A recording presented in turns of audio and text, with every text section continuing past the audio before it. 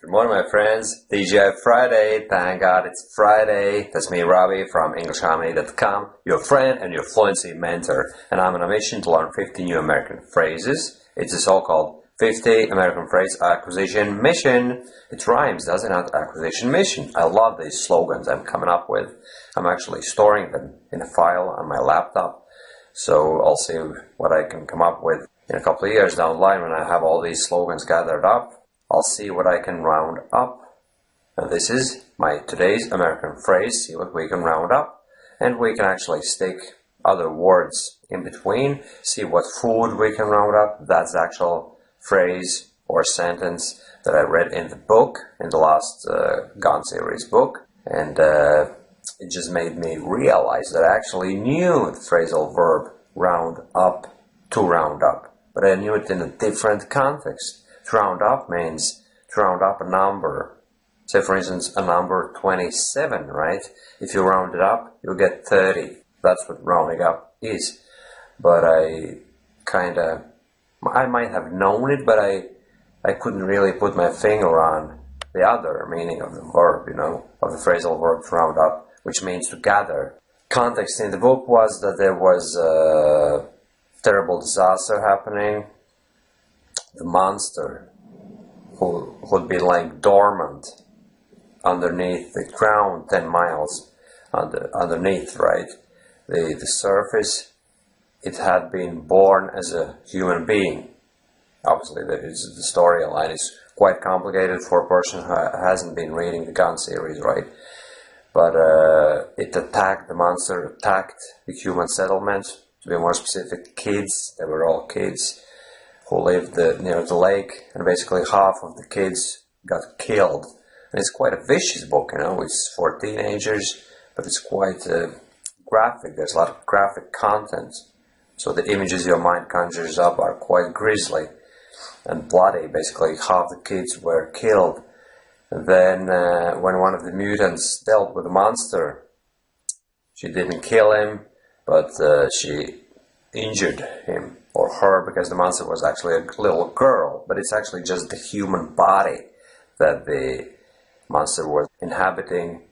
Just the body was a girl's body. The monster itself probably was genderless, if there is such a word, But basically, the monster had to flee to heal itself, and then one of the girls who ran the settlement, she said, "Okay, kids, calm down. Let's see what food we can round up. See what gas we can get. See what gas we can round up. See what we can round up" is a typical phrase you would use when a disaster has struck, and then you have to start running things again and see what you can round up.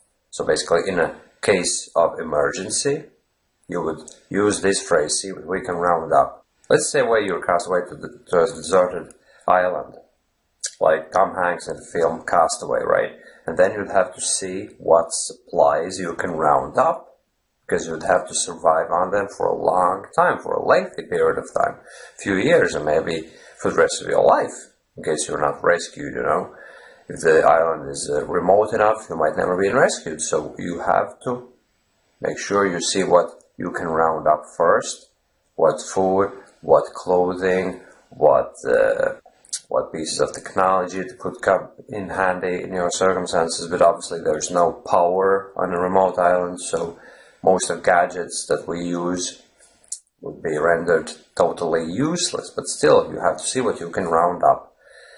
And of course, there are many other applications of this phrasal verb to round up, not only emergencies, but that's the first association in my brain. I read it in the book in that context. See what we can round up.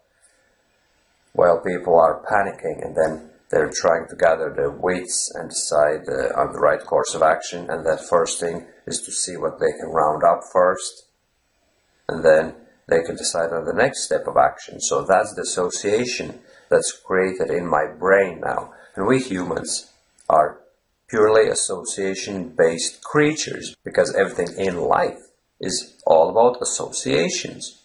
We learn new things through associations. What is learning?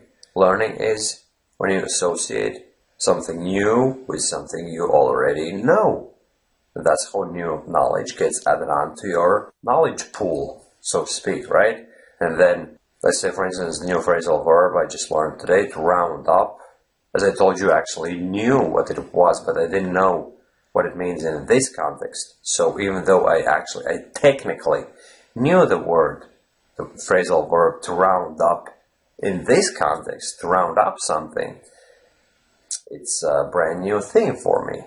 I would have actually known what it means when I read it, but I wouldn't be able to use it in my actual speech. It wasn't part of my active vocabulary. That's the thing, my friends. So now I made a point to learn it. See what we can round up. See what we can round up. See what food we can round up. See what supplies we can round up. See what... I can't even think of anything else, My brain is not firing on all cylinders on Friday morning because I'm still a little bit sleepy.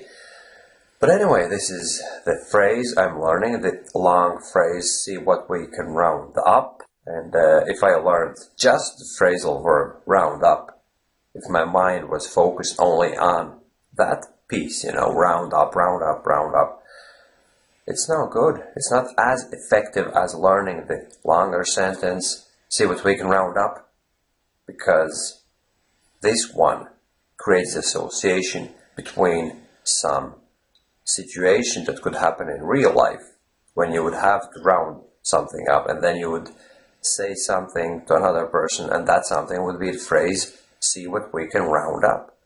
And it's so much more useful, even though it's more specific, see what we can round up. That's actually what we need. We need specific phrases opposed to something very general, So next time you're in a situation when you have to choose which course of action to take, and when you have to do it very quick, first of all, you have to see what you can round up, and then you can decide upon the next course of action to be taken.